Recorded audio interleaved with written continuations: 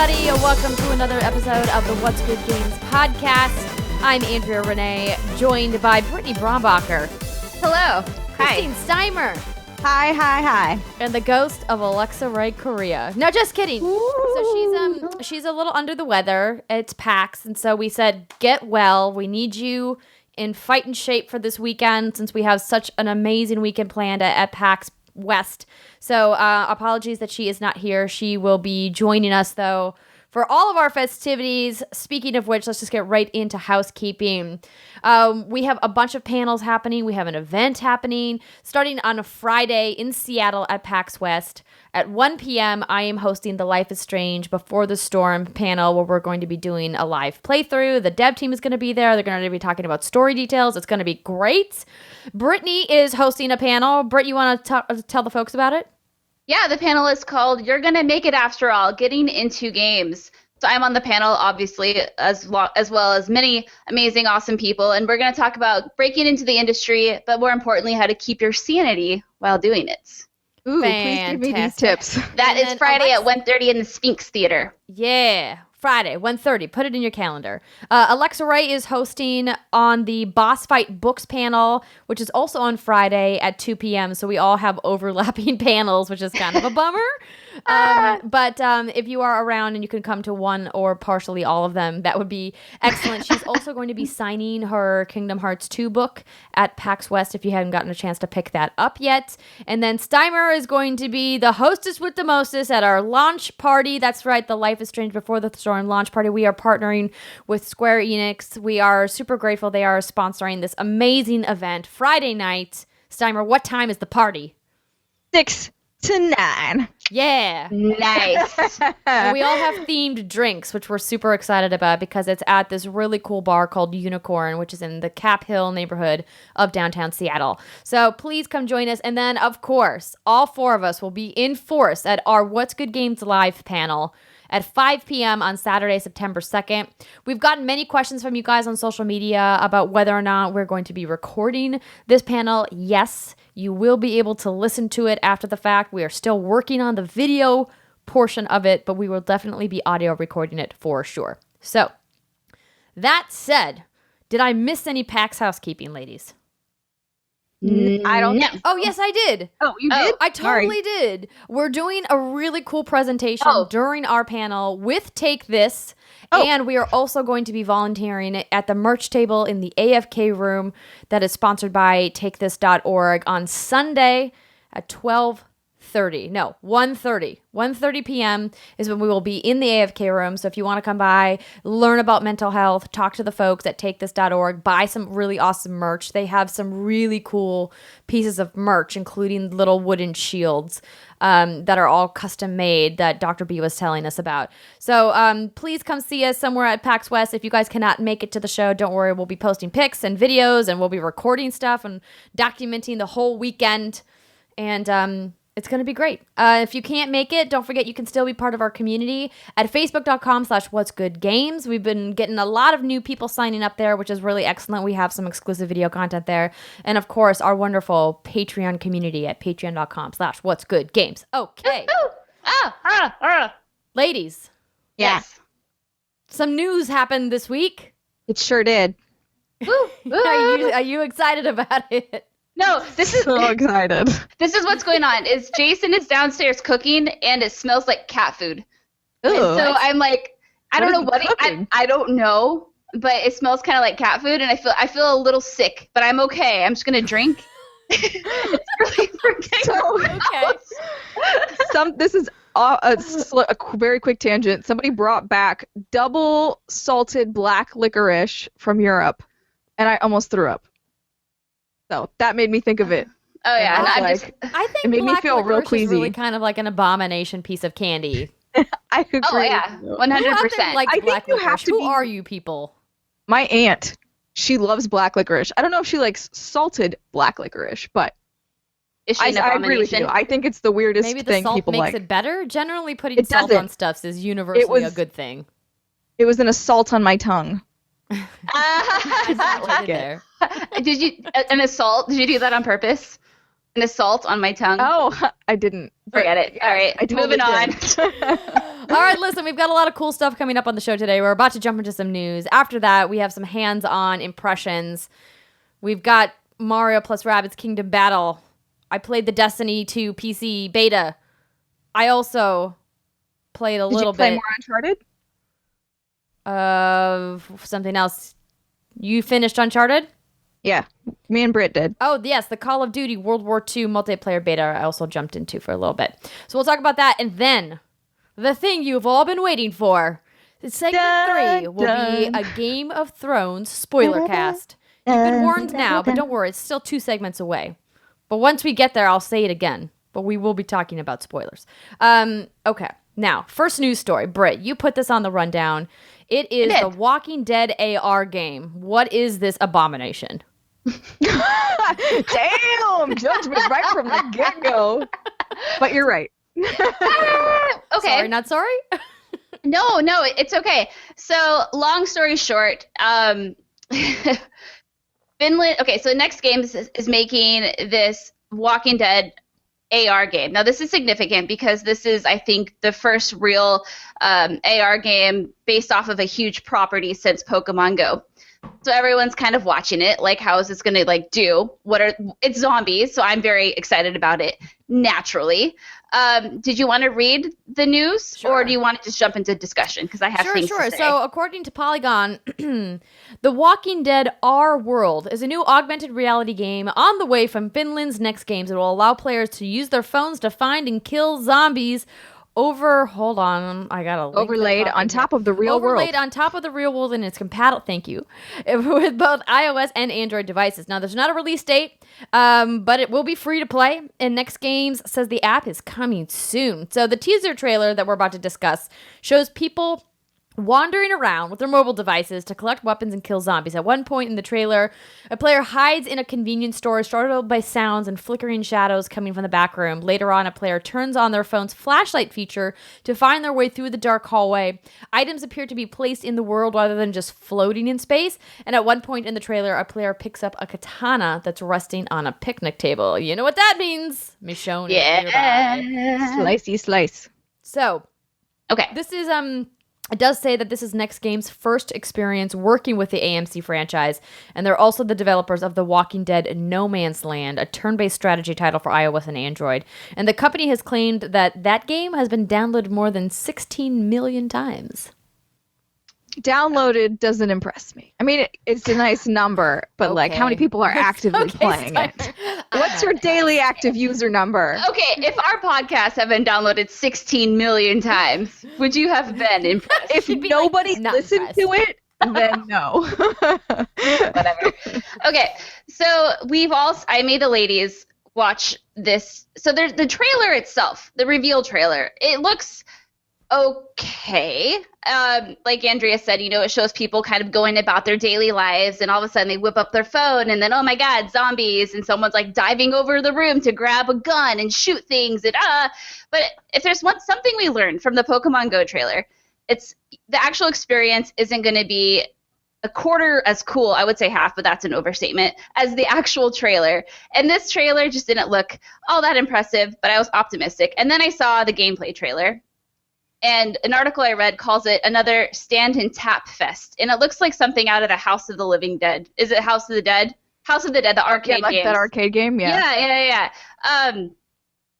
And so, like I said, it's just kind of interesting because it's like it's the next AR game using a huge property, and it just looks like it's not good. Not good at all. And it's too bad. I feel a certain way. Yeah, this did not look good at all. So I encourage you to form your own opinion of the footage by watching the trailer. It is quite short. Clearly trying to capitalize on Pokemon Go. And it just like... If only I could catch a zombie in a ball. I don't know. Like, the idea that you're like tapping the zombies on the head in order to like shoot crossbow bolts into them, and having to use your flashlight feature. Like, these games already are terrible at draining your battery enough as it is. Now you're gonna make me turn my flashlight on? What? You will have no battery at all. Yeah, no, that's actually the first thing I thought. I was like, I feel like AR games are not going to do as well until they sort out the phone battery situation, because Pokemon Go, there were a lot of reasons why I stopped playing it, but definitely one of them was my battery was dying insanely fast, and like I have to use it for other things, so I'm not about that life. This, I agree with you, Andrea and Britt, like, did nothing for me. And I also thought it was funny how they're like, Michonne needs our help. I'm like, she doesn't need your help. Michonne's like the one character in Walking Dead that can pretty much hold her own. She's doing just fine. Yeah, it's just interesting to watch because I think with the success of Pokemon Go, obviously everyone wants a slice of that pie. Yeah. But this industry, as you all know, is a very harsh one. And when you put out something like this, like that trailer and that gameplay trailer, it's just not a good look. But I mean, I like AR. I think it's a stepping stone to something much more immersive that's many years down the line. So I'm excited to try it out. I will play it just to see what it's like, but something to keep our eyes on. Do we know how it's going to monetize? Because you said it's free to play, and Pokemon Go, the monetization makes sense to you. You need to buy more Pokeballs. Sure, done. Like that's a thing that would make sense, or like items. But for The Walking Dead, you shouldn't be able to buy bullets or items because it kind of breaks the storyline, doesn't it? It does. I would imagine that they're going to give you some kind of a melee weapon to start out with that you don't need to buy. So that way you always have like a backup. But that if you want like a ranged weapon so you can take the zombies down from a distance, then maybe you're going to have to buy that. And clearly you're going to have to unlock characters because they kind of hinted at that in the trailer. Like, oh, I've unlocked Michonne and I can take a photo with her and pose with her. And I'm like, it's going to get dirty real fast. Are they going to is it going to be like pay to unlock other characters in the game? Right, we just don't know how the game plays or how it works. We don't know, like, can you take health? Like, can you take health damage? You know, do you have to try to find collectibles? Like, do you buy special bullets? I mean, we don't know anything about this game, which is another baffling reason why they released this trailer when they did. We know nothing about it. So, yeah, we'll have to see. My issues there, like, there's not that many characters in The Walking Dead. There's some, but there's certainly not 250 Pokemon. Like, that's the original. Like, 150 was the original, and like now, God knows how many there are, 800 or something. Like, so to me, I'm like, I really want to see how they're going to try and make money off of this because I don't see a lot of ways that it would make narrative sense. Sure. Want to spend money on? No, I agree. We'll just have to see. We'll see. All right. Well, we'll have to download it when it comes out. Okay, next story. Earlier this week, Nintendo had a nice little mini presentation all about the Nindies. That's the indies on the Nintendo Switch. So it sounds like a candy. Yeah, there were some pretty good announcements that actually came out of these. So we already knew about a couple of them. SteamWorld Dig 2 was revealed for Switch during a showcase stream earlier this spring. But there were plenty that we just found out about. First up, No More Heroes, Travis Strikes Again. So this is Suda51 and Grasshopper Manufacturer, and it's a follow-up. Did either of you play the original No More Heroes?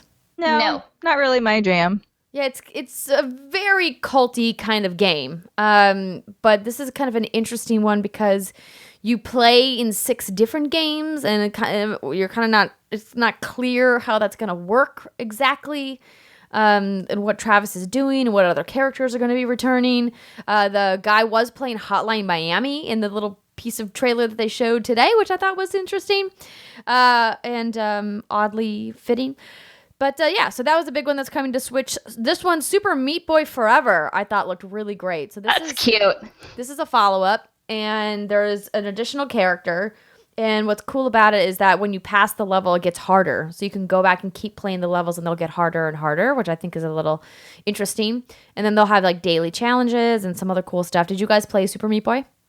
Played a little bit of it. Yeah, a little bit, exactly. Like, but that's not the type of game I typically go for because I get frustrated really quickly. You don't like being angry all the time, Steimer? I'm not the whole Steimer. But the one thing that concerned me about Super Meat Boy is that, like I've said several times on this podcast, I use the Switch as a purely handheld device, and I have to imagine it's not going to be that much fun to do with the Joy-Cons because they aren't hyper precise like the Pro Controller would be.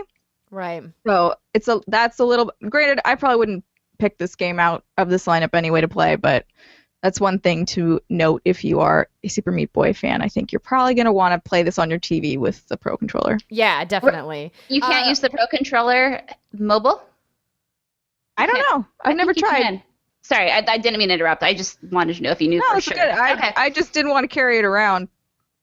Fair enough. Yeah. It's one more thing to carry. It doesn't fit in your Sheikah Slate case. What are you going to do about that? It does not. Exactly. Shovel Knight, King of Cards, is coming in early 2018. So this is, I believe, the final expansion for Shovel Knight. And features King Knight. Looks great. Adds a bunch of new stuff, new weapons, new characters, new levels. It looks pretty cool. The one that I'm most excited about, though, is the little elephant guy, Yono and the Celestial Elephants. That looks so cute. I can't get over how adorable he is. I know. That's the first thing. So I just randomly selected trailers at this during the middle of the day at work. And that was one that I definitely looked at because it was an adorable little elephant stomping around and like throwing dynamite, which was funny. And then the other game that I thought was super weird looking, which one was it? I'm looking at the list. It was Mom the one hid my game. Well, that too, but no, you can talk about that one. The one where it's a multiplayer shooter, and as you shoot the other people, like your mask gets bigger or smaller. Morphe's Law. Yes, yeah. Morphe's Law. So I thought this was actually a really interesting concept. I think it looks ugly, I'm not into the art style, but I was like, oh, that's actually kind of neat. So, I assume, is it 4v4 or? Yeah, 4v4. 4v4. And if I were to shoot Britt in the head, it would take mass away from her head and add it to my head. So I would become like a massive bobblehead character. And so I think that's interesting because if you're doing well, your avatar becomes much larger and is an easier target. And if you're sort of losing, your avatar is smaller and you're harder to hit. So I'm like, oh, that's actually kind of a neat mechanic. The trailer was like, if you're not being as successful, aka if you suck, and they made it point out you could take away mass from any part of the body. They're like your butt, and I was like, you put butts in this trailer? It's Nintendo, but yeah. Well, I mean, they put Hotline Miami very briefly in the trailer, so true. Yeah, I mean, if it were me, I don't think I would be developing an arena shooter. I think there's enough going on. But, it's an interesting concept, and, you got to support the indies, so I hope it does well. It looks cool. Did you guys look at Sausage Sports Club? Did not. Which one was that? It's basically Gang Beasts, but with, dogs. Really cute. There's one that looks like a corgi, but they're sort of the same shape as, those punching balloon things. They're just a cylindrical. Is that the word? Is that the one with the floppy necks? They're very floppy. They're super floppy, noodle characters, and you're trying to knock each other out. So yeah, so it's Gang Beasts, but with slightly different characters, basically. Okay. At least that's what it looked like. Let me run down the list really quick here. In addition to the ones we've already mentioned, there's also, as Britt said, Mom Hid My Game, which is also on 3DS. Golf Story, Floor Kids, Wolverblade, Poly Bridge, Kentucky Route Zero TV Edition, Earth Atlantis, Next Up Heroes, Malacca, Dragon Marked for Death, Battle Chef Brigade, which I'm going to be playing at PAX, Morphe's Law, Sausage Sports Club, Light Fingers, Nine Parchments, and No More Heroes, as already mentioned. Yeah, this is great. We're going to be playing some of these games at PAX West, and we will give you guys those impressions next week. Yeah, and good on Nintendo. Only a few of those are exclusives, but they did have a lot of coming to Nintendo Switch first. Ha-ha! So, good for them. You go, Nintendo. Go on with your bad self. You go, Glen Coco. Exactly. I'm rooting for him. Okay, next story. South Park: The Fractured But Whole got an ESRB rating, and the description for it is bonkers.net. Have either of you read this yet? I did. Okay. Only just a few minutes ago. I feel like I need to do a dramatic reading of this. Okay, yes. Okay, go for it. Do it. I love this idea. So, the basic description is blood and gore, mature humor, nudity, sexual content, strong language, use of drugs, and violence, thus earning it an M for mature rating. No surprise there. Nope. The real kicker is the rating summary as to why it was deemed to have all of these things and thus get its rating. Here we go.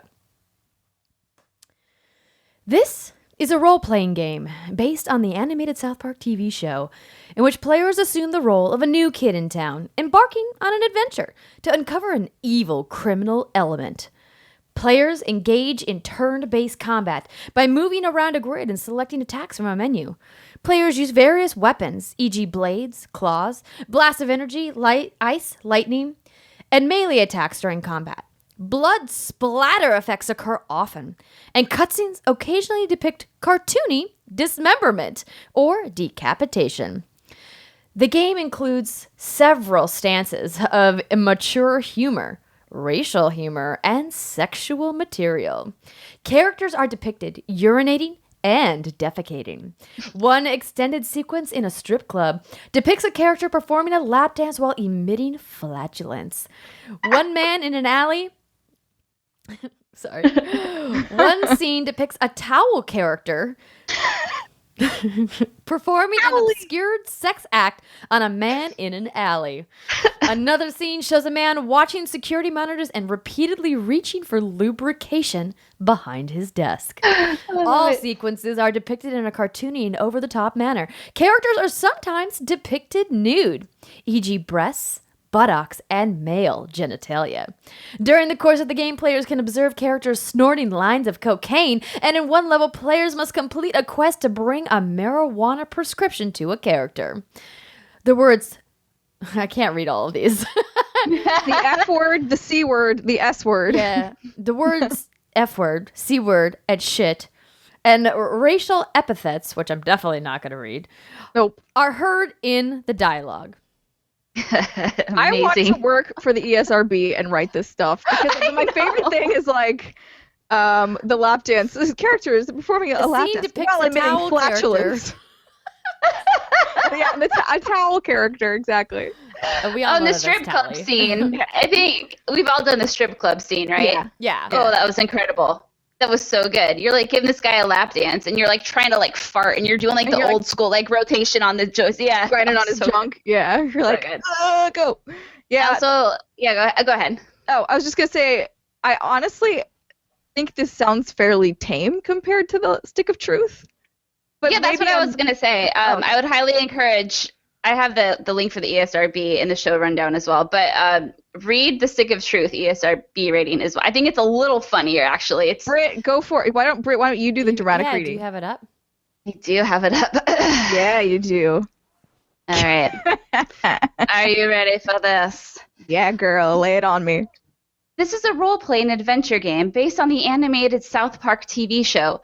Players assume the role of a new kid in town who embarks on various quests with other boys in the neighborhood. Players can engage in turn-based combat, selecting attacks from a menu screen. Players use various weapons, swords, baseball bats, hammers, magic spells, and melee attacks during fights. Blood splatter effects sometimes occur. Cutscenes occasionally depict cartoony characters dismembered or decapitated. The game includes several instances of mature humor and sexual material. One extended sequence depicts characters getting anally probed by alien creatures. Another sequence in an abortion clinic depicts doctors using a vacuum to perform procedures on male characters. One level takes place inside the rectum/colon of a character. Sex toys, random objects, and fecal matter appear in the level. All sequences are depicted in a cartoony and over-the-top manner. Characters are occasionally depicted nude. One extended sequence depicts an out-of-focus couple having sex in the background as players engage in turn-based battle in the foreground. Sexual moaning sounds/dialogue is heard. During the course of the game, drug paraphernalia can be seen strewn around a lab. And then it just keeps going. But yeah. At first, half a second there, I thought it wasn't going to mention the sex scene, and I was about to be like, what? So good. I love these games so much. I cannot wait for this game. Holy crap. It's going to be a doozy of a game. So, bonkers.net. What's interesting is I'm kind of funny games daily. Somebody asked if it was going to be censored because the first one was censored in Australia, and the Australian version of the ESRB confirmed that no, There Yes. will not be any censoring in this game. Wow. So, Go Fantastic. Australian That's government. great. Australian listeners and viewers of What's Good Games, you're going Oi. to get all of South Park, the fractured but whole in its glory. So, I just wanted to read that because I thought it was funny. That is really funny. I'm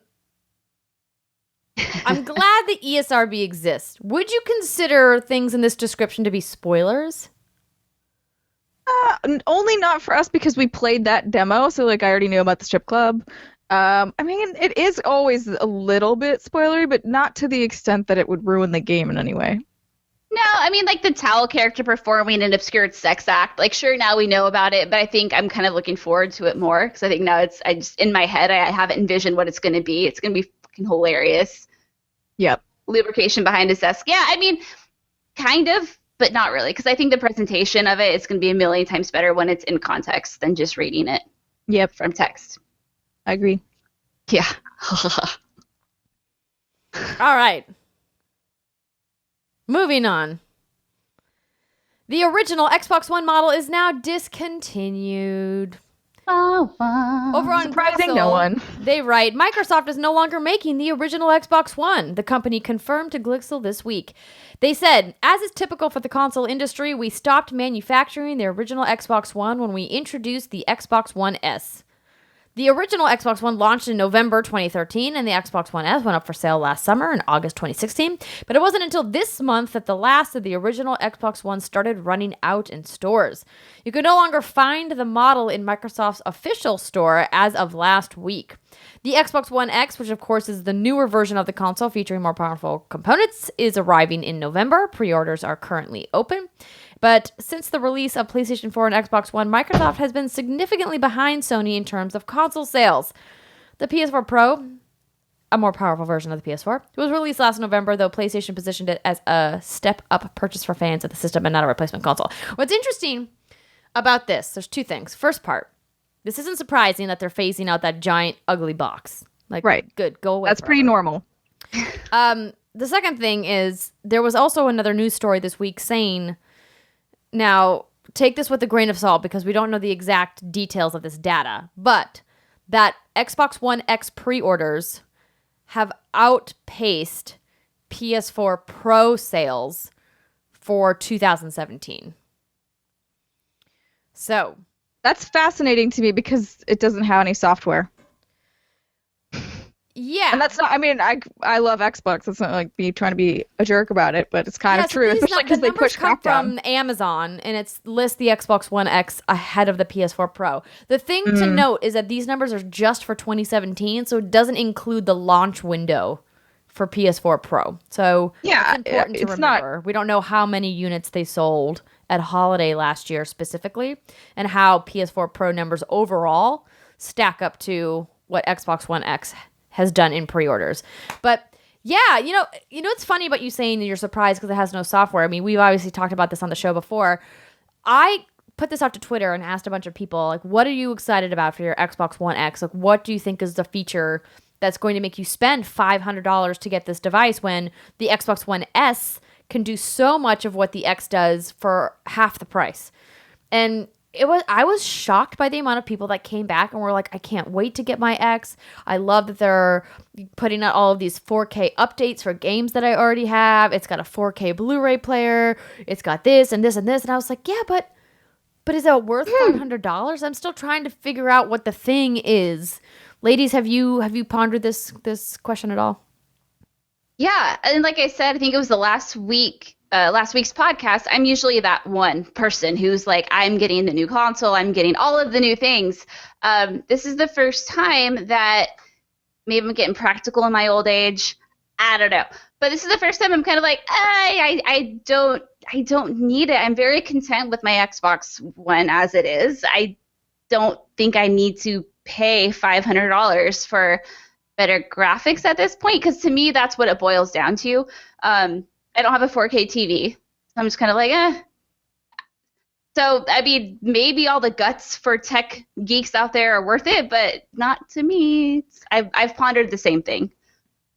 Yeah, I agree with you, Britt, because I'm somebody, number one, I have a 4K TV, so, like, this should appeal to me because I have the older gen, or like the first gen of these consoles, but I didn't get a PS4 Pro, and I don't see myself getting an Xbox One X because even though I know it will look prettier, that's not enough for me at this point because I think things look pretty good already.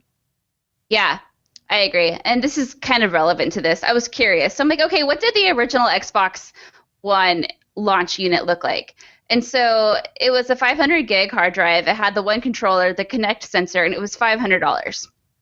Nowadays, I don't even think they have a $500 bundle, $500 unit besides the Xbox One X. But for $400, you get you can get a 2 terabyte console. So now I understand why people wait. And I don't know why this didn't really I get it, but I think actually like writing this down and looking at it, I'm like, oh, holy crap, I understand. Granted, I will never wait for a new console, but I get it. Yeah, the industry, because we're in the industry, it's impossible for us to wait. But if you're the average consumer, by all means, you should, because hardware gets cheaper over time. Hot diggity damn. Yeah, that's insane. Real cheaper. Well, I have to imagine that they're going to do some kind of bundle or promotion or something around Black Friday. I don't think they're going to discount the hardware, but I think they might throw in extra stuff. Like maybe you can get an extra game, or maybe you can get a discount if you trade in. For example, GameStop normally does like trade-in specials around Black Friday. Like bring in your Xbox One and you can trade up to an Xbox One X and you get like a trade credit or whatever. So, yeah, it's a lot of money. I don't know. The trade-in thing is pretty great. I would consider the trade-in thing, but if I'm being honest with you, you guys both know how lazy I am. I doubt I will go into a GameStop. We could go together. It'll be fun. Okay. All right. There was like some other news happening this week, but I mean, nothing like super exciting. So what we're gonna do is we're just gonna wrap this segment, and we are going to get right into hands-on. So stay tuned, everybody. We will be right back with very interesting, thought-provoking discussion through your ear holes right here. Chloe has a nice ass. We'll be right back. This episode of the What's Good Games podcast is brought to you by MacWeldon.com. Do you need something better than whatever you're wearing right now? And when I say whatever you're wearing, I'm talking about your underpants. That's right. We all know that we have those pairs that have just been worn probably one or more too many times. Do you need to upgrade? Guess what? Mack Weldon is here to help you. At MacWeldon.com, they believe in smart design, premium fabrics, and a simple shopping experience. And guess what? They don't just have underwear.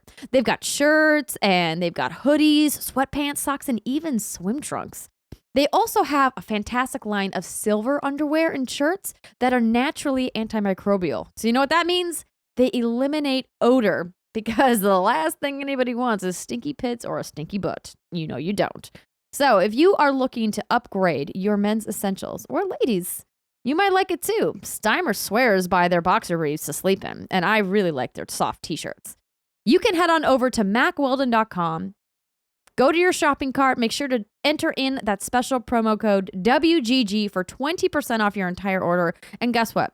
If you order a pair of underwear and they are not the most comfortable pair you've ever worn, you could still keep it and they're going to refund you anyway. No questions asked. Check out all of the products they have available at MacWeldon.com. And don't forget that special promo code WGG at checkout for 20% off your order.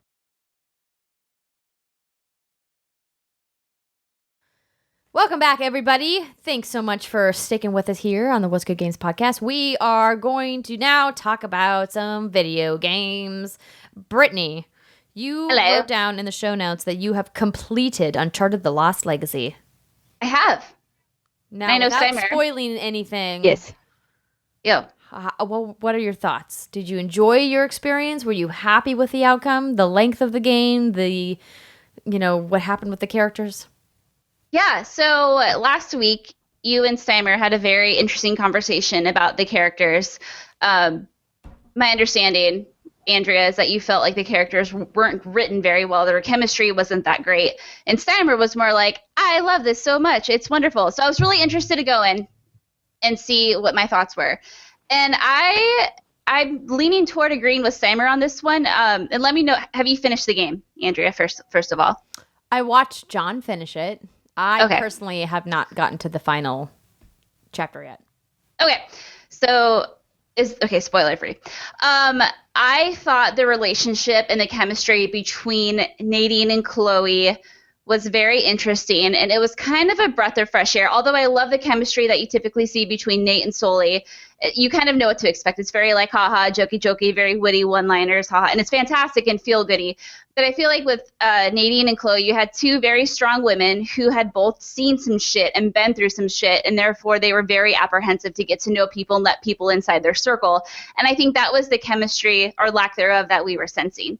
I thought it was a very fresh take, and I enjoyed the story as it progressed, as you got to see different layers of these characters, and you got to see parts of them that were only revealed due to intimate conversations between the two of them.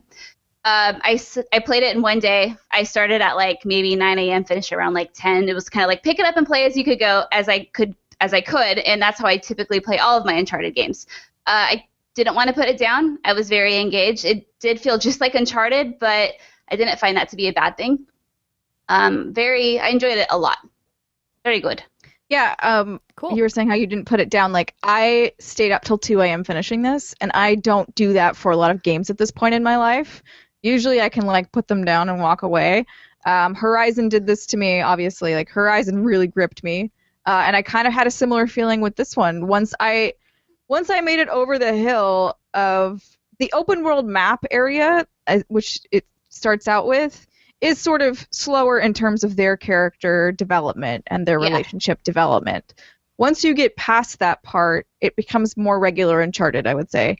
And you really start to get a flow with these characters, and you really get to know them more. And that's when it really hooked me. And the thing that I want to just say that I think I'm most impressed with is that they basically gave us something that's pretty close to the length of Uncharted 1 in a year. Like, this was not in development for very long. So I just think that that's super cool, because I noticed some people on Twitter who were a little bit critical of it, and they were like, I just thought it was going to be more. And I'm like, but did we play the same? I don't understand that, because I'm like, I don't know if we played the same thing, because from what my standpoint, I got essentially an Uncharted 1, but as DLC, a year after I got an Uncharted 4. So with the polish of Uncharted 4. Yeah, I agree with you. Andrea, have they changed at all? Well, I obviously haven't played through like the final chapters of the game yet, but I also haven't been drawn to play through it either. Where did you stop? Like, were you still in the open spot, or were you past that? I don't remember.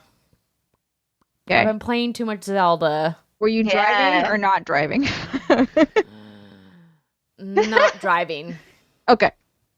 So you were past that part. Yeah. So here's the thing. I'm not saying this game is a bad game. I'm just saying it doesn't have the charm of Uncharted 1 through 4. And that I think that Naughty Dog and PlayStation maybe mismessaged just a little bit about trying to be like, this is a full standalone Uncharted game. I think that that's a false representation. I don't think this is a full standalone Uncharted game. It doesn't feel like one. It feels like a little add-on. It feels like a nice, hearty expansion.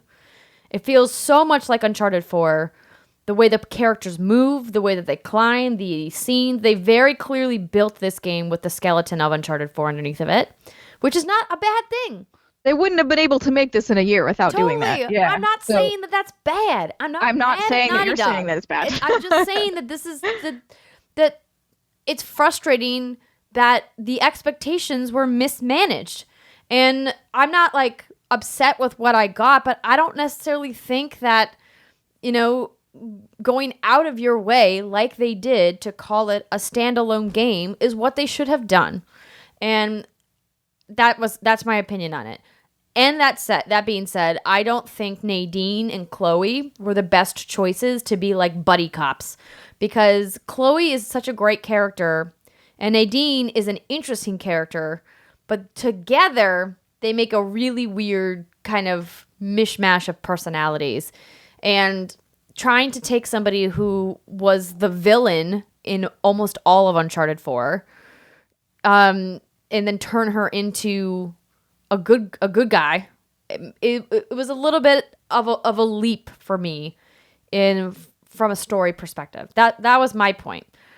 Again, this is a perfectly fine game. There's nothing wrong with this game. It's not broken. It looks beautiful. The graphics are great. If you love Uncharted, you will not be disappointed with The Lost Legacy. I just was, I think, hoping for something a little bit more. My question to you, Andrea, is did you stop playing and then watch John finish it, so you kind of missed a middle part there? No, I watched John finish it first, and then I started playing. So you watched him from start to finish? Yes. Oh, okay. Because, like, for me, I loved their progression. I loved the way their relationship started off as, like Britt mentioned, a little bit standoffish, a little bit like, I don't really trust you, but I'm doing this for the cash. And then they sort of start to learn more about each other, and they go through some things, and like, as being as big as possible, right? Trying to not spoil anything, but I loved it, and I thought that they had a really nice. I've said progression like 10 times, so I'm trying not to use that word again. No, I feel like the chemistry between the two of them is very believable, and it's very real. That doesn't necessarily mean it's the most entertaining to watch. Sure. Yeah. And something I would have liked to have seen in this, if it was... So here's the thing, is besides the teaser at PlayStation Experience when it was first revealed, I kind of stayed far, far away from this. So it's interesting for me to hear you say, Andrea, that it was marketed as like a standalone game. And if that was my expectation going into it, I may think differently than I do now. For example, I really appreciated how in Uncharted 4 there were some towns and there was some downtime at Nate's house. Sometimes you got to like look around, and sometimes where you weren't being constantly attacked by enemies. And I felt like in The Lost Legacy there really wasn't a lot of that. And I feel like that would have helped. That would have been really crucial for story progression or character development as well. Maybe made it a little more believable, a little more entertaining. But yeah, I really enjoyed it. Like you said, it's all these things aren't necessarily bad things. Just have proper expectations. Yeah, I think it's interesting that you say that, Britt, about not having downtime, because to me, I think Uncharted 4, the main game's biggest issue was lack of editing. So to me, Uncharted 4 was too long. Like, they could have definitely cut some bits out. They did a little bit too much of the, it's right around the corner, Benji, and it's like, no, it's not. It never would be, because I'm only like hour 4 of this game. And I didn't feel that way with this one because it was much shorter. But maybe it's Goldilocks. Like Uncharted 4 was too long, and this one was a little bit too short. So like maybe somewhere in the middle would have been a good sweet spot. Definitely. If I finish it sometime in the near future, we can maybe revisit it. And let's do a spoiler cast. Yeah, we could do that. I don't know when I'm going to finish it because we have PAX and other stuff, because then Destiny is coming. Speaking of Destiny 2 had their PC beta, and boy, oh boy, is it a gorgeous looking game on PC. So I have spoken about Destiny 2 and about how I'm planning to play on PS4. Still my plan. But now, after playing with a DualShock 4 on my PC in Destiny 2, I think I might have to play it there too. You didn't use your mouse and keyboard? So listen, I'm never going to play Crucible on PC with my controller. It's just I will get wrecked. But playing PvE stuff is no problem. Like, the enemies aren't harder to shoot with a controller versus a mouse and keyboard. You don't need precision to shoot the what are they? The Cabal. They are the Red Legion. That's the name of the new faction. Which are basically Cabal in red suits. They're a Cabal, actually. I know. So I'm not worried about that, because the most of Destiny for me is the PvE content. It's going on the strikes. It's doing the raids. It's doing all of the open world patrol stuff, goofing around in the social spaces, dancing, That to me is like, that's the Destiny experience. And I feel like I can absolutely do all of that with a controller on PC. Now, like I said, Crucible, no. I'm going to stick to Crucible on PS4, where everyone's playing with a controller. But it begs the question of what is Bungie going to do about a lack of a cross-save option. So a lot of outlets have come forward with their impressions on the PC beta over the last several days since it's been live. And it almost universally has been praised by pretty much everyone. It's snappy, it's responsive, the graphics are crisp, the guns feel weighty. It really feels great on PC. And what's really tough about this is you can't convince people who have a PS4 to buy a PC to play this game. PCs are just too expensive, especially since you want to get a really powerful machine with an amazing graphics card because it looks so gorgeous running at like 100 frames per second. Technically, it's unlocked frame rate, but generally, that's kind of what you're close to. That's a lot of frames. On console, it's like a solid locked 30 frames per second. Also looks amazing, but not as amazing. So I really enjoyed my time playing through the story missions, checking out the farm, which is the social space in Destiny 2, and, you know, kind of looking at the cutscenes. And I did, you know, attempt one Crucible match, and I mean, I'm just not that great at Crucible. I have to really sit down and commit several hours to a Crucible session to get good, but also like I mentioned, the mouse and keyboard versus controller there's just no comparison there. So, you know, I'm torn about this. I really wish that Bungie would offer a way to have a cross save. It's just so frustrating to think how many hours I had to put in the grind of the original Destiny and all of the expansions to think about having to do that on two platforms is like daunting. It's a daunting task, and I don't know if I want to do it. Why? But my question is, why would you play on PC if nobody's playing there with you? Like, are you going to play by yourself? Oh, I have no doubt that we'll have plenty of what's good games people who are going to form a Destiny 2 PC clan. Sure. So, you're out there. Is this all about how pretty it looks? Well, sounds like it. Well, I mean, a lot of it about the way it looks, but it also is just like the response is faster, it's snappier, it's like the guns feel a little bit like clickier. I mean, like one of the standout features of Destiny is you get Bungie's incredible shooting mechanics. I mean, people who know first-person shooters inside and out, they're just buttery smooth. And imagine it more buttery than it was, like extra butter on PC. Butter me. Yeah, and I've never had the draw to play an FPS on PC before. But man, I'm super tempted. I don't know what to do about it. So are you on the fence? You don't know you're going to do PC or PS4, or for sure you're doing PS4? Well, for sure I'm doing PS4. No questions. I'm getting it on PS4.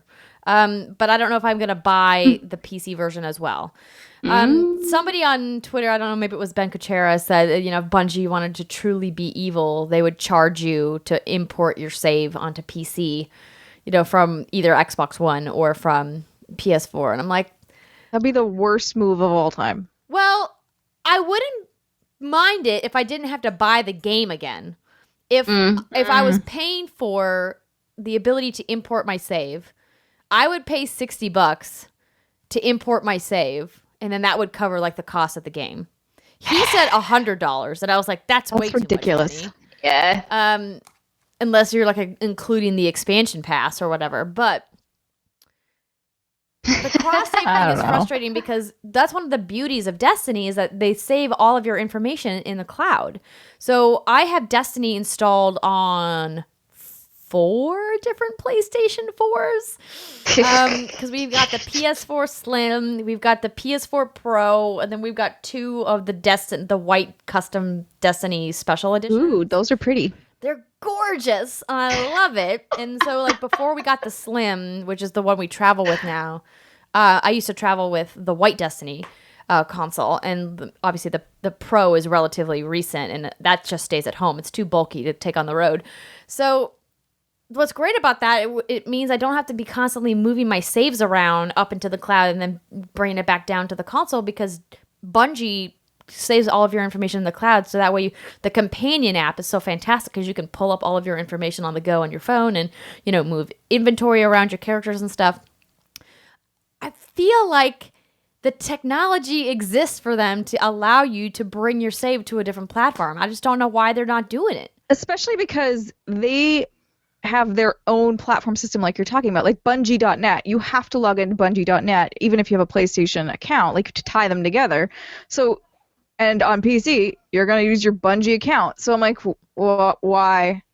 I'm sure there's a reason, but I don't understand what it would be because it's their own system. So it theoretically should work. I mean, I'm not sure if they're not doing it because they're concerned about hacking or whatever, or I don't understand. There has to be some kind of business reason behind it. I don't know what that business reason would be, but because I feel like they could sell more copies of the game if they let people cross-save, right? Yeah. Or, I mean, if they wanted to be really nice, but they won't because they're... You mean cross-buy?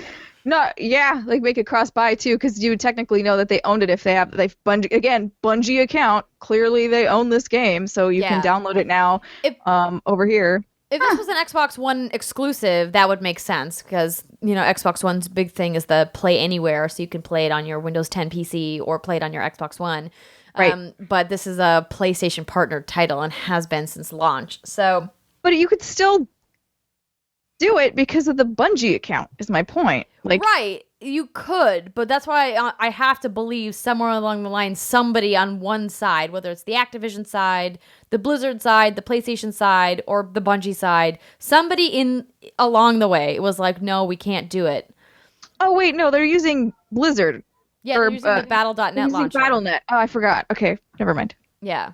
But they were using Bungie. Because it's not available on Steam. It's through Blizzard's launcher. So got it. Okay, maybe honestly that might be why. Yeah, probably has something to do with that. But anyway, I just wanted to say, if you were on the fence about picking up, if you never played Destiny and you're interested in Destiny 2 and you are a PC gamer, then I highly encourage you to check it out because it is so much fun and it looks great and it plays great and it feels great. And God damn it, if you let me down on the story, Bungie, I'm still probably going to love you, but I'm going to shake my fist at the sky. But we added more explosions. Oh, gosh, yeah. Okay, enough about Destiny 2. Comes out next week. I'm going to stream it when we're back. So next week, you guys probably noticed that we didn't have a stream yesterday if you're listening to this on Friday. Sorry about that. We were in Seattle preparing for PAX, but we will be streaming. Next week it will happen. Destiny 2 stream will be going down. I can play with you. Yay! We'll fire team up. It'll be excellent. Britt, you were playing Mario plus Rabbids Kingdom Battle. Yeah. So were you, Andrea? I was, yes. So were you, Steimer? Yeah. We all were playing it. Yeah.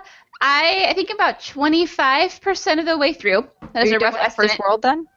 I don't know. I must be. So you would know. I would know. If I would know, then no, I'm not. I just looked at the little, when you're loading your game and it has the percentages on the bottom. Did you fight a boss? Yes. Okay, then yeah. You're past World 1 at least. Okay. I haven't gone past that point. I stopped at the boss. Okay. So it's a fine game. I can't say that I'm drawn to it like I thought I would be, and I don't know what I was quite expecting. I watched Andrea play a bit. Was that at E3? It was. That was like crap. Time is flying. And it's fine and it plays well and I have no real complaints about it. It's just not my kind of game that I'm super duper drawn to, that I'm thinking about 24/7. I will pick it up and I do have intentions to finish it, but it's just not something I'm dreaming about. This is my perfect travel game because it's not something like you just said, Britt. Because I agree. I'm not champing at the bit to go play it right now, but I'm enjoying the game as I'm playing it. Champing?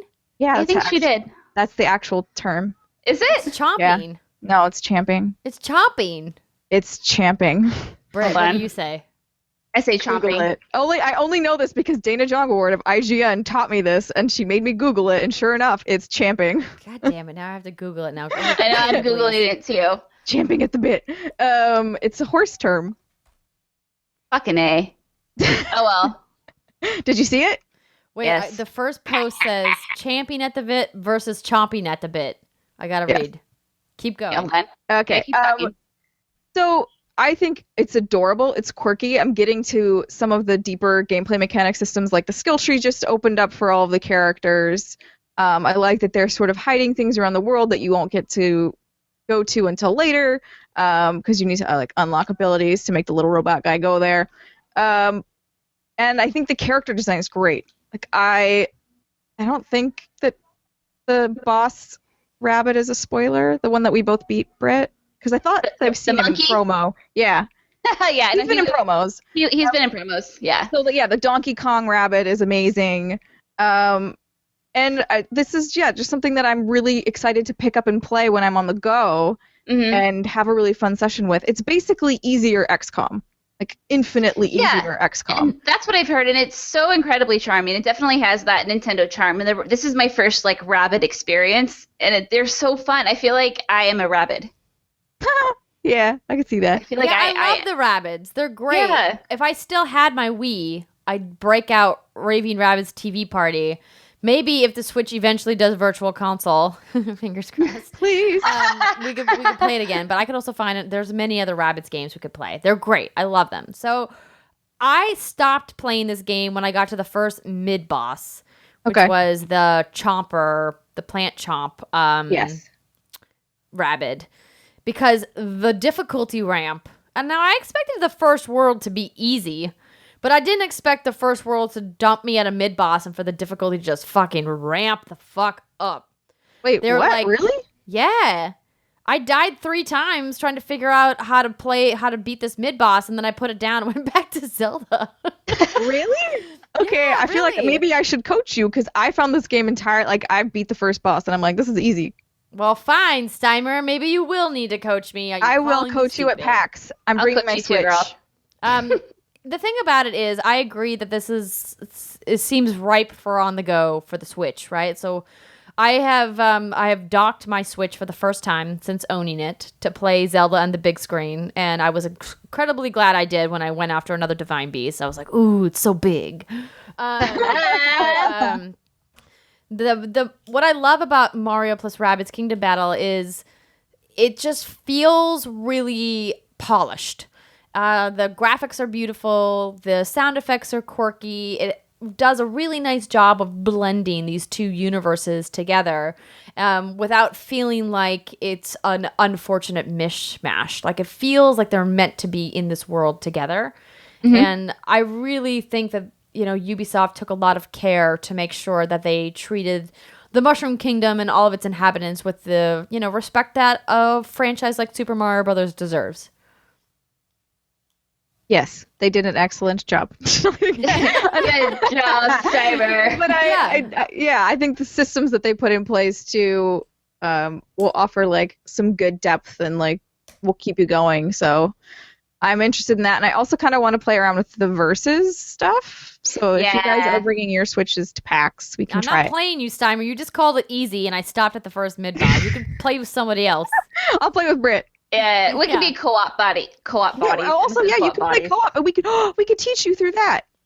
Yay! But no, it's really cute. I think if it wasn't for the Mario and the Mushroom Kingdom shenanigans, I probably wouldn't be very into this game. But because it is so damn charming, and it is laugh out loud funny to me. I think the animations of the rabbits, especially the Donkey Kong rabbit, hilarious. Like I said, I have intentions to finish it. It's a fine game. It's fun, just not the kind of game where I'm like, if anything, it's getting me excited for Mario Odyssey. Because I love the surrounding world and the details and little Mario-isms, and it's I want to go explore that. It's weird not to be able to jump in a Mario game. I'm struggling with that a bit. Oh, you can. You can, if you invest in a Mario's, one of the perks in his skill tree, you can use the jump with the other characters, and you can bounce on enemies' heads. I'm talking about when you're wandering the land. Oh, but I'm just saying you can sort of have the splat satisfaction. Just only. I know, Steimer. Stop mansplaining me. I know. Wow. What? That was a joke. It was a joke. It was a bad joke. LOL. I didn't know if you'd gotten that far in the skill tree yet. That's all. I love you, girl. We'll hug it out tomorrow. Okay. Yeah, no fighting. Okay, so to go back to champing versus chomping. Okay. Oh, yeah, this is why I was spaced out a little earlier. I was like, you're right, Steimer. Damn it. No, hold on. It's morphed to chomping over time. Real quick. One definition of bit is a metal mouthpiece used for controlling a horse. And one definition of champ is to bite or chew noisily. These are the senses meant in the idiom champing at the bit, which refers to the tendency of some horses to chew on the bit when impatient or eager. In its figurative sense, it means to show impatience while delayed or just to be eager to start. The idiom is usually written chomping at the bit, and some people consider this spelling wrong. But chomp can also mean to bite or chew noisily, though chomped things are often eaten, while champed things are not. So chomp at the bit means roughly the same as champ at the bit. In fact, chomp, which began as a variant of champ, is alive in English, while the biting-related sense of champ is dead outside this idiom. So it's no wonder that chomping at the bit is about 20 times as common as champing at the bit on the web. Champing at the bit can sound funny to people who aren't familiar with the idiom or the obsolete sense of champ, while most English speakers can infer the meaning of chomping at the bit. Yes. No, it's 100% correct. And when Dana first That's from thegrammarist.com. I was like, it surely is not champing. Like, I was the same. I did the exact same thing you both did. I was like, no. Here's the thing. I would tell your friend at IGN, whether she's still there or not. He's not there anymore. Hey, get down off your high horse. Pun fucking intended. Champing is clearly, as it says here, a word that's dead in the English language. Nobody uses it. So to be like, excuse me, you're saying the idiom wrong, is like, come on. What's with champing? Champing. Yeah, To be fair, I wasn't champing. trying to say you guys were wrong. I'm just saying the original term was champing, It's and now like it has sort of morphed. AT versus at. We're both right. Yes, exactly. 100%. Did you have something to Everybody add, win. Britt? Oh, it's just Okay. Before we move on to the final segment, I wanted to just quickly touch on the Call of Duty World War II multiplayer beta that happened. I played on the PlayStation 4. The game runs very smooth. The graphics look excellent. Man, I fucking suck at Call of Duty. If anything was more apparent, it's that I am terrible at Call of Duty multiplayer, and that is why I do not play it. I only play the single-player campaigns, which are fun, bombastic, popcorn action flicks of campaigns. I've always really appreciated the work that the various studios who work under the Call of Duty banner with Activision do in these really fantastic campaigns, and clearly they're not going to, put that out for the beta. They don't need that. They need to stress test their servers. And I am realizing as I was playing exactly why I don't play it, and like the gameplay is just too fast. And when I say that, I mean, like, I feel like I run out and I'm immediately shot before I can even get to where the action is. And I specifically played Domination, which is like, you capture the control points or whatever, because I was like, I need an objective to make me feel like I'm contributing. Just straight up deathmatch is just too much of a free-for-all for me. But I really struggled with the progression system with your guns, because you really are kind of forced to fail quite a bit in the beginning of the progression, because you are just going to get outgunned by people who have unlocked better weapons than you. And that, to me, is the frustrating part about Call of Duty multiplayer and why I choose not to spend very much time playing it. Because unlike the Crucible and Destiny, where I get to bring my PvE weapons that I've earned over hours of playing PvE and that I've gotten to practice with, I can bring those in and I can pick and choose which ones I want. In Call of Duty, the progression in multiplayer is completely separate than the progression in the campaign.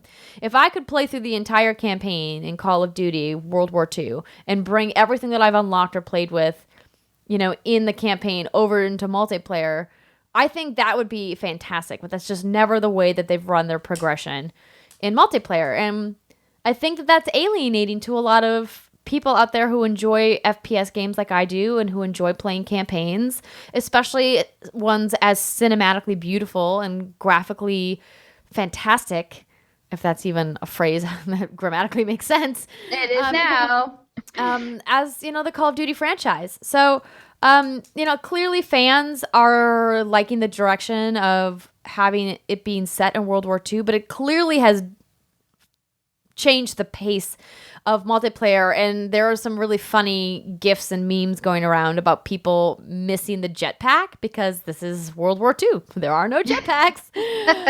So this really different movement system that we saw in the last few iterations of the multiplayer of Call of Duty is gone because it needs to be true to World War II. And that's true for the weapons too, you know, like these are historically accurate weapons, and so they aren't as fancy and as bombastic as some of these cool futuristic things that we've got. But, you know, the kill streak items return, and, you know, the different roles are they've kind of changed up the way that they're doing the progression in multiplayer this time around. But overall, like, it feels very Call of Duty, but if you are a big fan of the PvP section of Call of Duty, I would encourage you to maybe take some time looking at the changes, because if you played a lot of Infinite Warfare, you're probably going to be in for a little bit of a rude awakening when you get into World War II.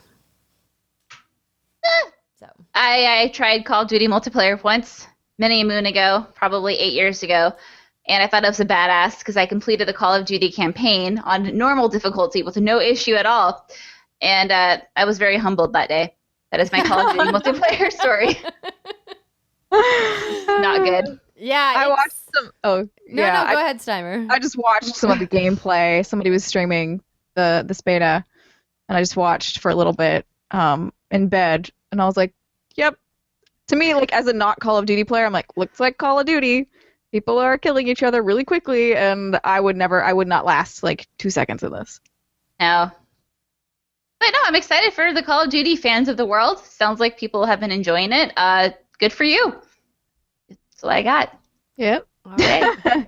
Well, with that, we are going to end the second segment, and we are going to take another short break. When we come back, it's time for Peter Dinklage. Precisely. Stay tuned. Sorry. We'll be right back. This episode of the What's Good Games podcast is brought to you by TakeThis.org. Hey, listen! Everyone struggles to feel good sometimes. Feeling depressed after a breakup or anxious about a job interview is part of life. And for some people, those feelings never really go away, or they get worse over time. If that sounds like you or someone you know, you're not alone. And there's help. At TakeThis.org, our friends at Take This have collected advice and articles from mental health workers and other people who've been there. From advice on how to find a therapist to when to know it's time to get help. TakeThis.org is a treasure trove of information about your brain and what to do when it hurts. Take This has been working to bring the mental health care community and the video game community together since 2012.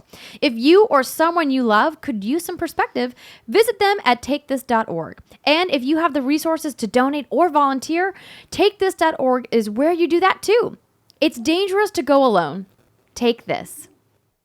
Welcome back, everybody. This has been a segment we have been very excited to do. So at the beginning of season 7 of Game of Thrones, we talked about our expectations, our hopes, our dreams, and now the season has ended and we're going to have a spoiler cast. So in case you missed me saying this twice already, we're going to be talking about Game of Thrones Season 7 spoilers, including the finale. If you haven't yet watched this and you don't want to be spoiled, now is a good time to head on over to patreon.com/whatsgoodgames, or maybe youtube.com/whatsgoodgames, or maybe you want to go to our Twitter account at whatsgood_games, or better yet, maybe you want to check out our Facebook at facebook.com/whatsgoodgames. Yeah, girl. Did I say that already? Maybe You I said did. that twice. Yeah, I don't know, but yeah. Anyway, you don't want to be here. Come back and revisit this episode sometime. Yeah, and also to clarify, our first discussion of Game of Thrones was a secret segment, so that was Patreon only. Oh, look at that. I guess you should go to patreon.com/whatsgoodgames and unlock the secret segment. Yeah. Okay, cool. Oh, which, by the way, we are in talks to make past secret segments public. Britt, do you want to talk about those plans? Should we wait to talk about those plans? Oh, we can talk. We'll make obviously a post in Patreon, all so everyone will be aware. But yeah, the plan is we want to leave those secret segments exclusive to Patreon for a month, And then we will open up to the public eyeballs. And there are many reasons for this. We probably shouldn't go into those right here, right now, but we will definitely elaborate on those reasons in our Patreon post. Yeah. Okay. Season 7. Wow. What a roller coaster of a season, and the finale was fantastic. I was incredibly happy with the way that everything ended. Were there a few criticisms? Yes. Did this whole season have some major plot point problems?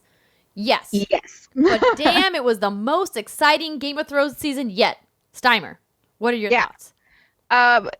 My thoughts were, at the beginning of this season, I was super amped for like everything that was happening. I was like, yes, this is, like you just said, this is the most exciting season ever. And things are happening now, and it's not taking forever. And then the last 2 episodes, it got to me a little bit, and I was a bit less enthused, and kind of, I guess, like a criticism I've seen around the web, and I think this is definitely true, is it got a bit too fan fiction-y, or like a bit too gratuitous fan service. Too much fan service. And I was like, was everyone banging everyone? No, not actually, everyone was banging everyone, but there was very little banging this season until the last episode. There were 2 scenes this season that I can think of: Grey Worm and wow, I can't remember her name. What? Missandei. And Missandei, yeah. Grey Worm and Missandei, and then obviously Dan and John. Wow. Danny and John. The last thing that happens, which, so Britt, I don't know. And there's that scene between Cersei and Jaime where they're in bed together, and she gets like a knock on the door from one of her like handmaids, and he's like, "Don't answer it. Like, we can't be seen together like this." And she's like, "Bitch, I'm the fucking queen of Westeros. I'll do what I want." And then the maid comes in, and Jamie's like super uncomfortable, and the maid's like, "Hey, Jamie," and then she leaves. Do you remember that? No, I don't. Which is weird. I'm like, wait, how did I miss that? Oh, yeah. I see Lena Headey's butt. It is a nice butt. Jon Snow also has a nice butt. Oh my gosh, we could just talk about butts, but we digress. Continue, yes. Steimer. Well, no, I'd asked Britt a question. I wasn't sure if. Oh, right. We should preface this discussion with, I only saw the first couple seasons of Game of Thrones. However, I love watching Twitter. I love reading the BuzzFeed articles about all the latest and greatest. I saw the last sex scene, glorious. I know that's kind of weird for certain reasons. Nope, but not weird at all. No. Well, no, because aren't they related? Yes, but here, yes, let's jump right into the incest.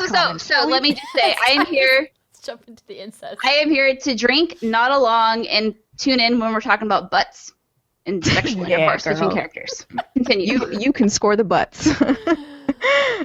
So the whole incest thing of like, oh, it's his aunt, blah de blah. I'm like, yeah, but you got to think back then.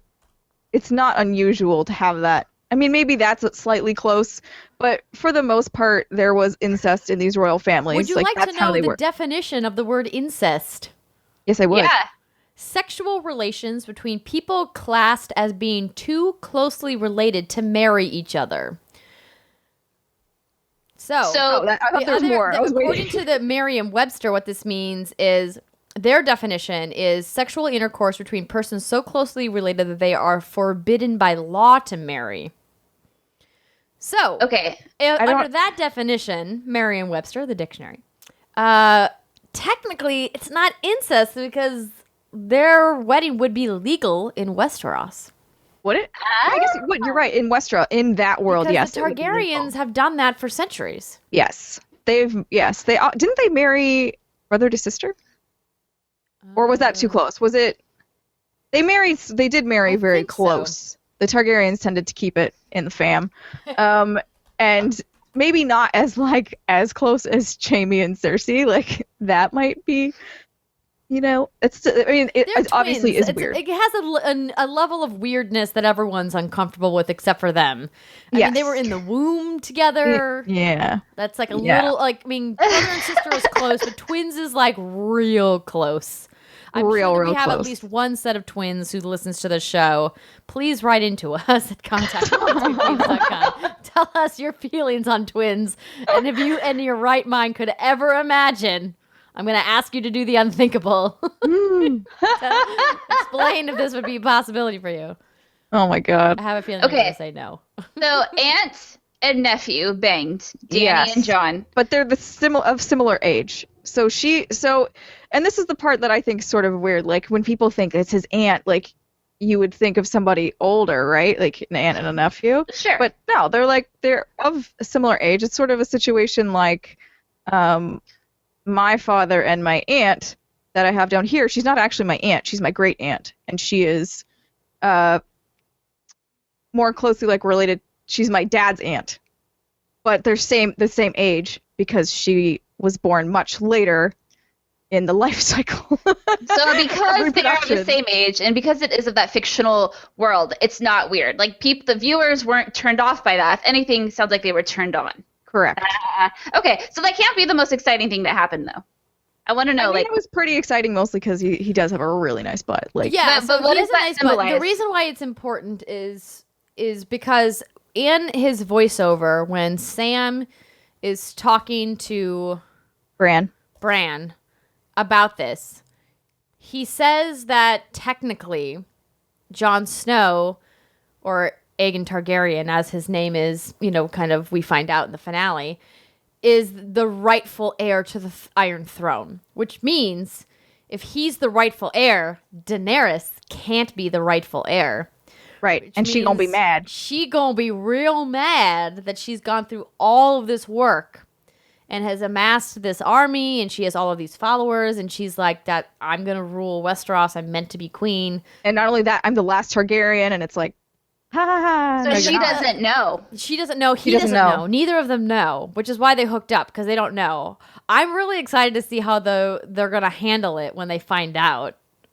Yeah, that fallout will be nice. But here's my question to you, Andrea, is like, for everyone's like, oh, it's gonna like put a rift in their relationship because, like you said, like Danny's gonna be like, oh my god, my whole life is a lie, essentially. But Jon is not a power hungry guy. No. Jon, of all people, would probably be more likely to say, you know what, take it. Like, you clearly want this more than I do. Right, but that's just not the way of the world, right? Look at what happened with Theon and Yara. But if he didn't tell anybody, he still can be Jon Snow. Who knows? Sam and Bran. Like, they don't need to tell anyone. They can just continue life that way. This is what's going to happen. Okay, go for it, Britt. Jon's going to be like, this is a lot to take on. Why don't you, Danny, Emilia Clarke, freaking gorgeous woman, why don't you take the throne, and I will collect royalties, and we will form a relationship. It'll be like in Dragon Age Origins, where if you're an elf and Alistair is the king, you can't publicly be known. It can't be known that they're a thing, but behind the scenes there's some freaky deaky shit going on. Could be the mistress. But here's the thing, to me too, I'm like, you see Tyrion looking a little bit displeased with the fact that they are banging in the ship. And I think because he senses like, this was once a political relationship and now it is a sexual relationship, and how is this gonna work? But to me, I'm like, but wouldn't that just, you could like marry them and then everything is fine. Can Danny get pregnant? We don't know yet. She says she can't, but this was the best when Jon Snow was like, have you considered she may have lied to you? And basically like, challenge accepted. Like, let's rock and roll. The reason why Danny can't get pregnant, according to the lore of the book, is that the Magi, the woman who tried to save Khal Drogo, used blood magic to essentially kill the baby that was in her womb. Mm-hmm. The son that was supposed to like mount the world or whatever, this stallion that she was supposed to give birth to when she was Khaleesi, and this sorceress, this witch, like killed the baby in her womb and scarred her womb, essentially making her barren for the rest of her life as like a blood sacrifice to save the life of Khal Drogo. Except we all know how that turned out. He was a vegetable.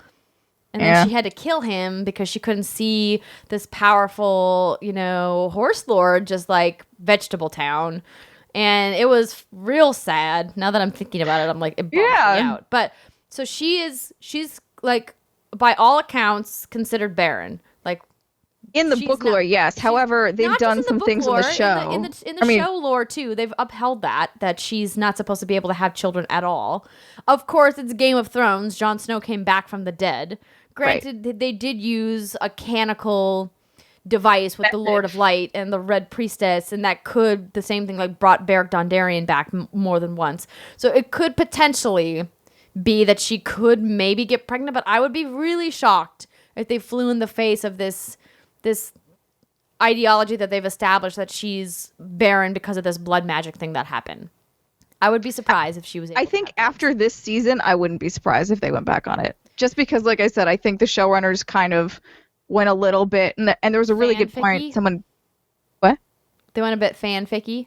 They went a bit fanficky, and there was so much what people would call plot armor on the characters that people didn't really die this season.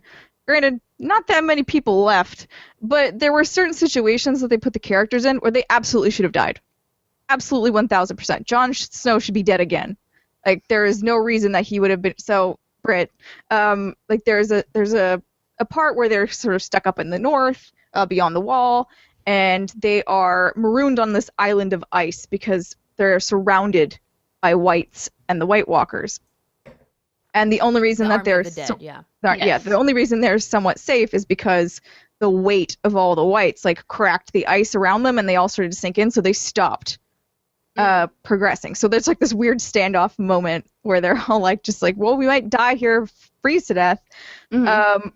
And Jon Snow at the end of that, blah blah. Fast forward, Jon Snow at some point, as everybody's escaping, falls through the ice. And is in the freezing cold water for a significant amount of time, I would say. And he's pulled down by a white. But then, like, as conveniently as soon as the method of transport, Daenerys flies in on a dragon, saves them. Another dragon is killed.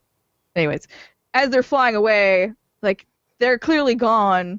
And then it seems like 3 minutes later, Jon Snow comes up out of the ice and on the water with his sword. I have risen. Yeah, and I'm like, no.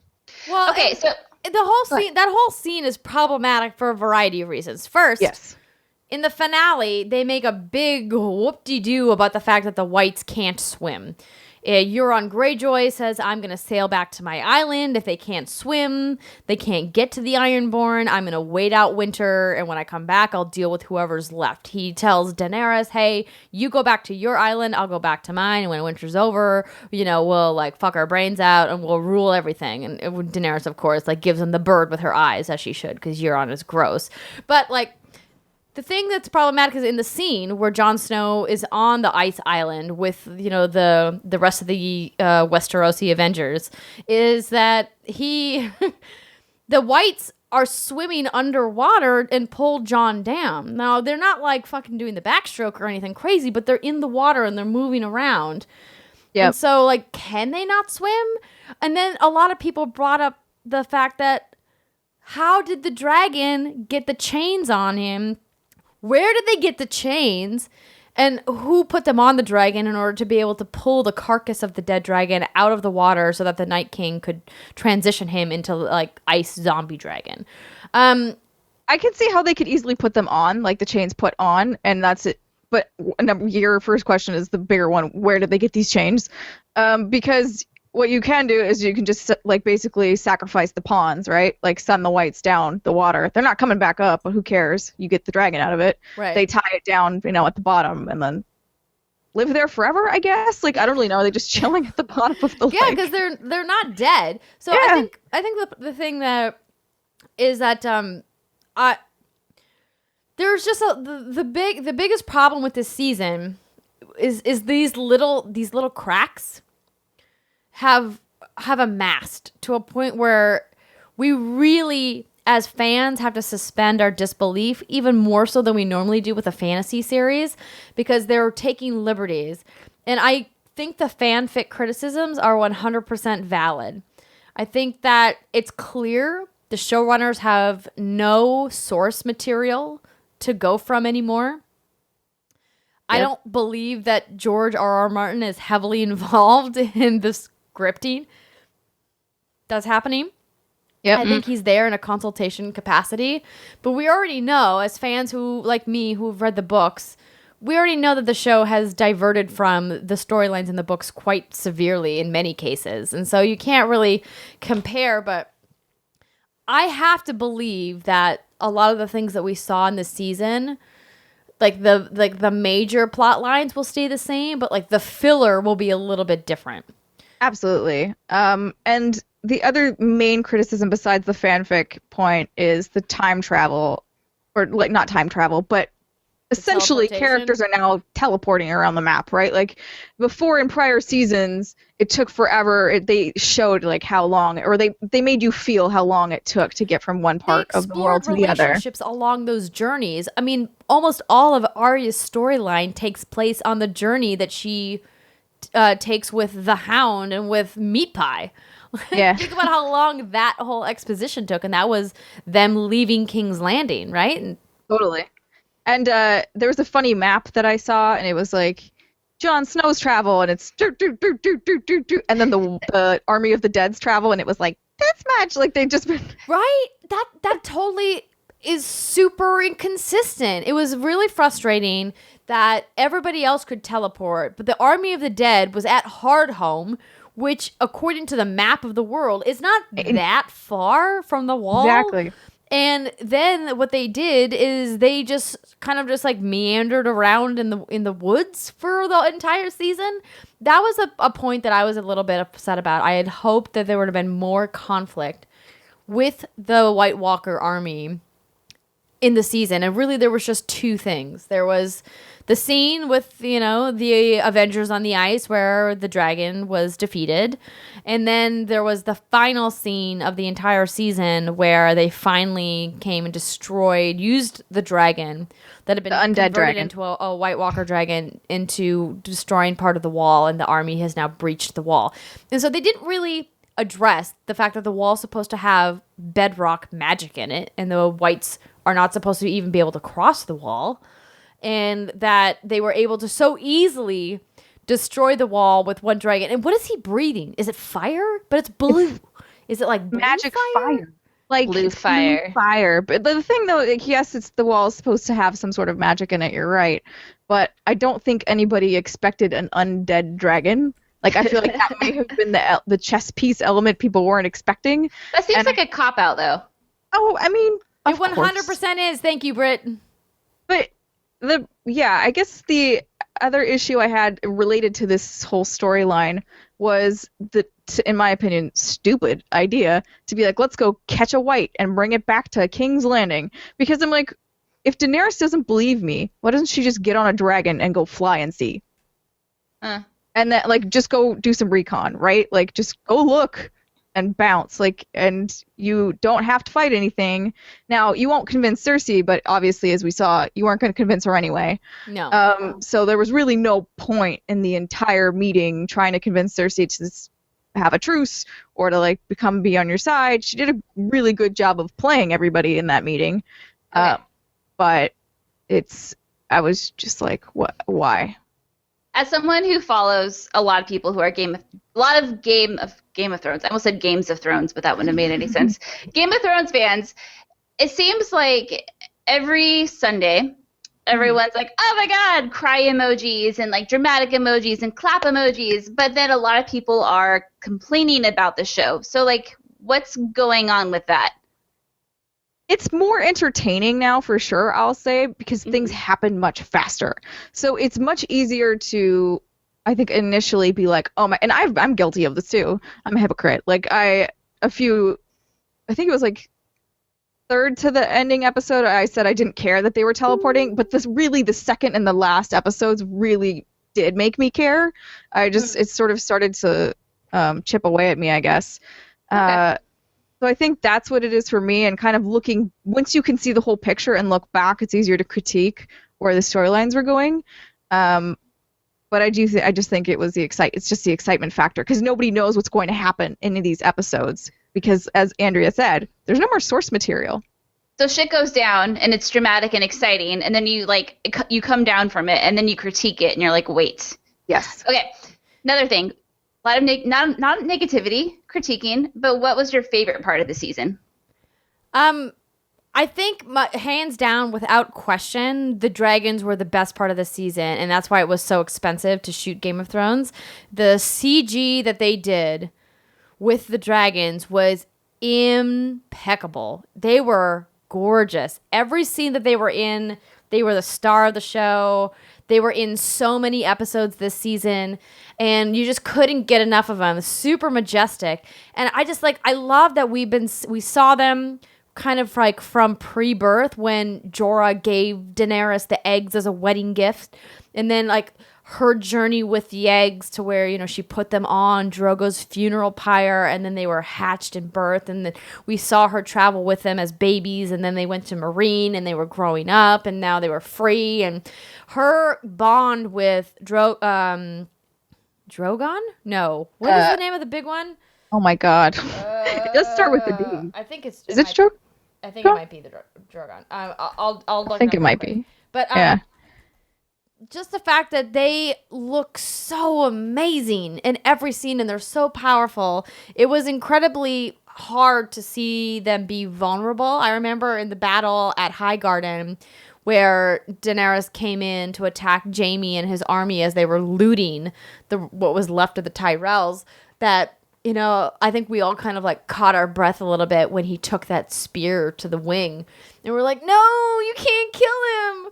And then he survived that. And then to have all three of them go north with her and have one of them fall. I mean, they did need to make the stakes high. You know, like Steimer, you rightly criticized them for saying, hey, like there weren't really any stakes in this season because no one really died.